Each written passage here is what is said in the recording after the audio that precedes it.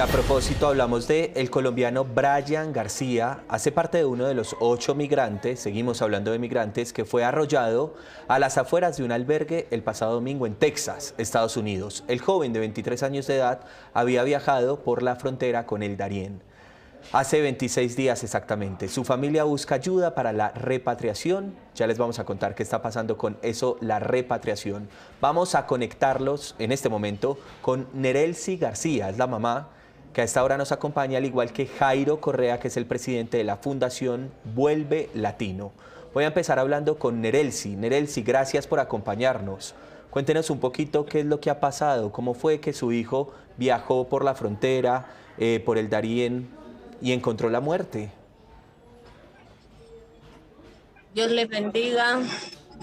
Primeramente, o sea, como todo joven que quiere superarse, quiere tener negocio, pues él, todo eso eran las aspiraciones de él, tener a su bebé bien, a ayudarme a tener una casa, que como no teníamos casa, todo eso lo impulsó a ir a atravesar la selva y toda esa travesía que hizo en 25 días.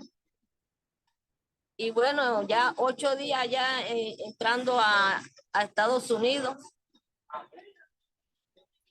Solamente Dios sabe por qué sucedió eso. Porque no merecía que le hicieran eso. Era un buen hijo, un buen padre, un buen hermano. O sea, no merecía que le pasara eso y que tuviera esa muerte tan fatal. Sí, Nerelsi, ¿ustedes cómo se enteran de la situación? ¿Quiénes le informan de esto que había pasado, de que su hijo había sido una de las víctimas de este accidente? Por la esposa. Ella fue la que se dio cuenta primero porque como ella vive manipulando mucho el teléfono y por medio del video, ahí fue donde nos enteramos. Nerelsi, hoy estamos hablando de los migrantes por una decisión de los Estados Unidos y por una serie de situaciones que vienen pasando, y su hijo pues es una muestra de esto. Él era un migrante, él había viajado en búsqueda de oportunidades, de darle una vida distinta a usted, y se encuentra con la muerte, pero además viene todo este drama de la repatriación del cuerpo. ¿Qué llamado quieren hacer ustedes en este momento, teniendo en cuenta que ya les vamos a contar cómo va ese proceso de la repatriación?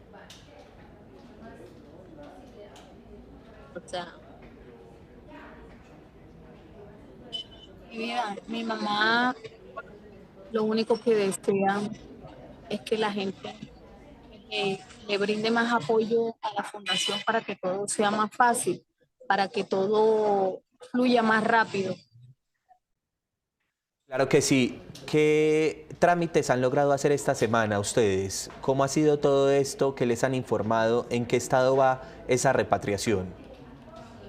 bueno, por lo que el señor de la Jairo Correa, él es el que nos está ayudando, él nos está como informando a cuando él puede y pues nos dijo que la necropsia se la hacían el viernes y que depende del viernes, o sea, le entreguen el cuerpo y de ahí es cuando ellos van a empezar a movilizarse, a hacer el proceso, aunque ya han adelantado unos cuantos procesos que necesitaban ellos allá. Y bueno, esperando que Dios sea el que esté obrando en cada persona allá para que cada día, o sea, se aligere más esta cuestión y que tenga yo la tranquilidad que ya él esté acá. Sí, ya vamos a hablar con Jairo, pero antes de eso explíqueme, hábleme sobre su hijo. Tenía 26 años o 23, si no estoy mal, 23. ¿Y qué 23. hacía? ¿A qué se dedicaba antes de tomar la decisión de irse a los Estados Unidos? ¿Qué estaba haciendo aquí en Colombia? ¿Ustedes de qué región del país son? Háblenos un poquito de ustedes. Eh, Primeramente te digo, nosotros vivíamos en Maracaibo y a raíz de la situación de que estaba Venezuela, pues nos trasladamos hasta acá, hasta Colombia, aquí en el Banco Magdalena.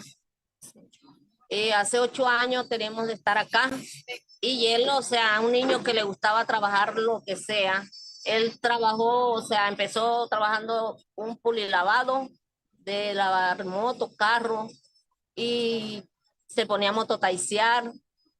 O sea, él lo que le saliera se ponía a arreglar moto, eh, lo que él pudiera trabajar para ayudar a su bebé y ayudarme a mí. Ah, deja un hijo, señora Nerelsi, Una niña. Una una niña de niña 7 meses. Una niña de 7 meses. de 7 meses. Bueno, ahí estamos viendo también a Jairo Correa. Jairo es el presidente de la Fundación Vuelve Latino, pero también que hace parte de la red Vuelve de la Cancillería. Para hablar lo siguiente, Jairo. Hay un tema muy delicado con los migrantes que viajan a los Estados Unidos, que se encuentran con este tipo de situaciones. La repatriación, pues por supuesto que es un drama para las familias. Ustedes han logrado reunir los fondos y su fundación va a lograr que este joven sea traído a Colombia sin pagar un solo peso. Cuéntenos un poquito qué han logrado hacer. Muchas gracias, Pablo. Un saludo para la familia nuevamente de Solidaridad. Tuve la oportunidad de conocerlos hace un par de días en Valledupar. Y la verdad, pues es muy lamentable que un colombiano esté pasando esto.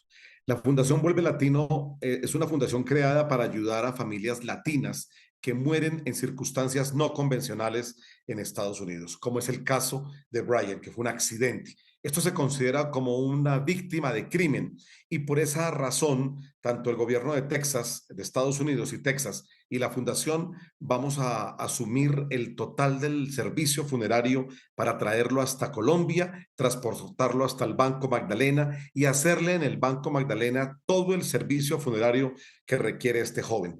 Hemos adelantado trámites obviamente, a través del consulado en San Antonio y en Houston. Nos han apoyado muchísimo, que es lo que Cancillería hace específicamente en la evolución de la documentación, el tema de los apostillados, todo lo que tiene que ver con la identificación del cuerpo, porque este joven se va por el Darién en una travesía de 20 y tantos días y por supuesto no llevaba pasaporte. Entonces su único documento de identidad es la cédula de ciudadanía. El viernes, o sea, mañana, se le va a practicar la autopsia y ese resultado posteriormente nos entregan el cuerpo para hacer todo el proceso de embalsamamiento, sacar la documentación, levantar el acta de defunción de, en este caso, Brownsville, que pertenece al condado al estado de Texas, y poderlo repatriar en un avión comercial hacia Bogotá, legalizar su llegada en Bogotá y posteriormente trasladarlo hacia el Banco Magdalena. De esto podemos estar hablando en el momento en que a mí, el coroner, que es medicina legal, nos entregue el cuerpo, aproximadamente unos 8 o 10 días hábiles. Sin embargo, Pablo, entendiendo la situación de la familia, queremos agilizarlo más rápido. Las autoridades de policía, más en este caso las cortes que tienen el caso en este momento, están agilizando para poder traer a este joven Brian de regreso a casa cuanto antes. Jairo, hablemos un poco de la situación de los migrantes. Maravilloso esto que se puede hacer por Brian, por una familia que lo necesita, que a pesar del dolor tan grande que deben estar sintiendo, van a poder repatriar el cuerpo de su ser querido. Pero los migrantes, no es la primera vez que ustedes tienen que ayudar a los migrantes desde la fundación, desde la red Vuelve de la Cancillería, los migrantes que se han ido por la frontera con México. ¿Qué es lo que está pasando en términos de derechos humanos y de situaciones ante los migrantes? Mire, lamentablemente el año pasado, solo en cifras de colombianos, fueron 42 colombianos que murieron en la frontera, unos por Yuma, otros por Texas, otros por la zona de California, que son los puntos más principales y álgidos. Por supuesto que una repatriación de estas, que el costo es mínimo 40 millones de pesos, más el servicio en Colombia, para una familia que está buscando un nuevo horizonte, es difícil pagar. Hoy nos vemos afrontados a eso, el colombiano, pero también ha pasado con el venezolano, ha pasado con el nicaragüense, hondureño, salvadoreño. Muchos han caído del muro, otros se han quedado en el río Bravo frente a Piedras Negras. ¿Por qué? Por la situación. Han pasado cientos y cientos de colombianos que inclusive hasta hoy se pierde esa posibilidad porque se van a volver mucho más estrictas las leyes a partir de las 12 de la noche. Esta es una tragedia que viven todas las semanas. Este año, solamente de enero 1 al día de hoy, hemos tenido 24 casos de colombianos de diferentes regiones del país que han muerto con el sueño americano, pretendiendo en su mayoría en el río de Piedras Negras, el río Bravo, otros se han quedado en Yuma al momento de cruzar la frontera y por supuesto se vuelve una incertidumbre por la tramitología. El caso, por ejemplo, nosotros en este momento tenemos el caso del colombiano y de dos venezolanos, uno que está gravemente herido, la fundación le está prestando asistencia, y dos, un venezolano que murió y su esposa está en Lima, Perú, y está sin un centavo con dos hijos y sin pasaporte, porque entre otras cosas, la fundación apoya a las familias, como se lo manifestaba yo antier en la ciudad de Valledupar, a la señora Janet y a su mamá. La visa U aplica por ser víctimas de crimen y el Departamento de Migración está en disposición de otorgarles a ellos la posibilidad de que vayan a vivir, en el caso de Yesenia y una chiquilla Adra que apenas tiene 7 meses de nacida. Entonces, sí se ha vuelto un conflicto, primero por todo lo que tienen que vivir, los abusos que tienen que recibir. La sola llegada a México se ha convertido en un problema. Nosotros tenemos oficina en México, yo voy cada mes a la Ciudad de México o a Cancún y siempre nos encontramos con el señalamiento de ser colombianos, quieren verificar, nos dejan en fila 2, 3 horas, cuando en mi caso tengo un permiso de entrada de una FM y he pertenecido y he estado en México durante muchos años, muchas veces, pero la bandera amarillo, azul y rojo colombiano pues nos tilda y se ha vuelto un problema. Esto que están viviendo los migrantes, lo que veíamos anoche en el avión que llegó, de las ciento y tantas personas, ciento y tantos niños, es la realidad y es lo que muchas veces no se cuenta.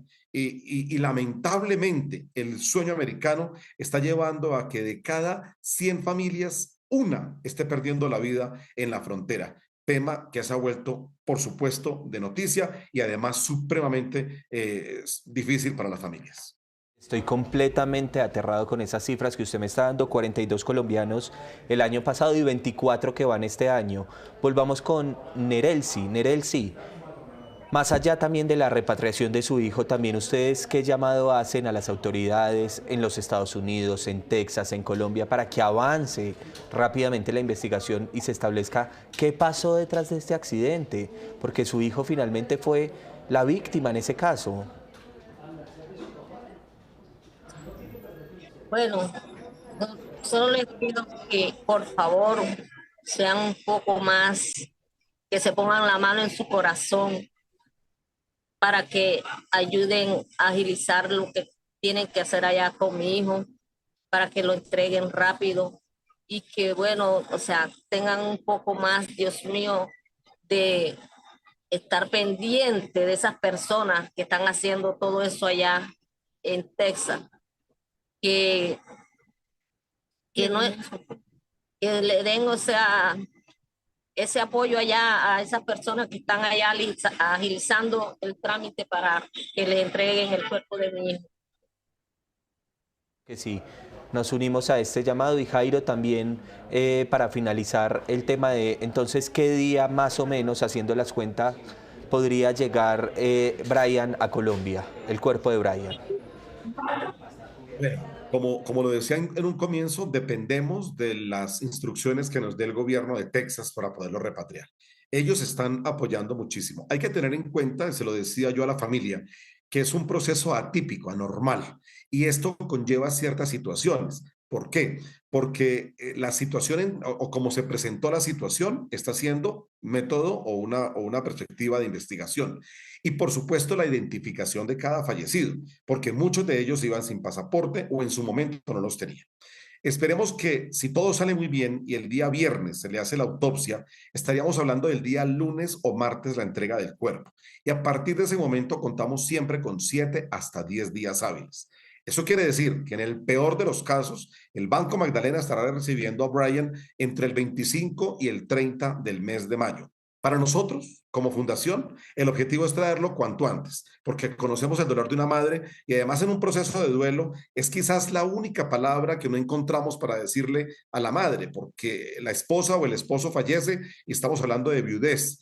La madre fallece y quedamos huérfanos, pero el título de madre, la pérdida de un hijo, es supremamente irreparable. Y por supuesto, estamos encontrando en esta situación, como todas las madres, hoy tenemos 3 casos en esta semana, 3 lamentables casos que se han presentado justamente en el tránsito hacia Estados Unidos y que vienen uno para el banco, uno para Cali y uno para la hermosa ciudad de Bogotá. Entonces, Lo ideal es que sea cuanto antes, y es lo que procuramos hacer. Pero obviamente, Pablo, dependemos del gobierno de los Estados Unidos, que en este caso está muy pendiente, porque además el mundo entero se está dando cuenta de lo que sucedió el día 7 de mayo en Brownsville, Texas. Pero por supuesto que sí, el mundo entero se enteró de esa noticia tan impresionante. Yo sí quiero agradecerle primero a Nerelsi por sacar el espacio, el tiempo, contarnos la situación, y aquí le mandamos un abrazo muy grande. Cuenta con nosotros para lo que necesite, Nerelsi. Gracias. Bueno, claro que sí. Y a Jairo Correa también muchas gracias por conectarse con nosotros, y gracias además por todo eso que hacen para esos colombianos que viajan y que se encuentran con estas situaciones tan fuertes en los Estados Unidos y en cualquier parte del mundo.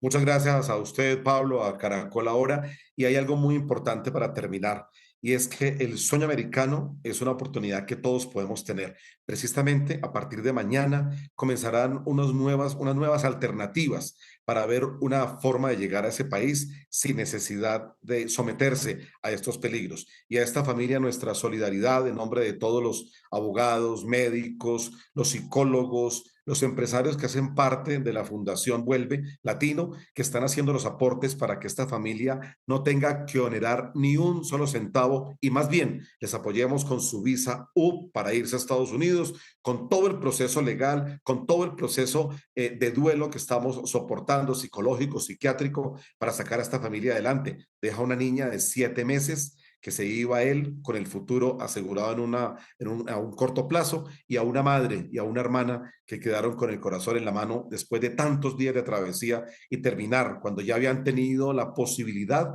de hacer por lo menos un encuentro ante la corte para buscar un asilo político. Hacía 3 días le habían entregado a él el documento, y esto le permitía vivir en Estados Unidos, que es un país de oportunidades. Es un sueño que todos tenemos, que todo el mundo tiene, que nadie se le puede negar, pero que hay que prepararse, porque la complejidad que lleva llegar a las fronteras en Estados Unidos hace que estos casos, como lo ratificábamos y lo decíamos hace un momento, 142 el año pasado y ahora lo que estamos viviendo en el 2023, no sea repetitivo, y menos con un connacional colombiano. Muchas gracias, Pablo.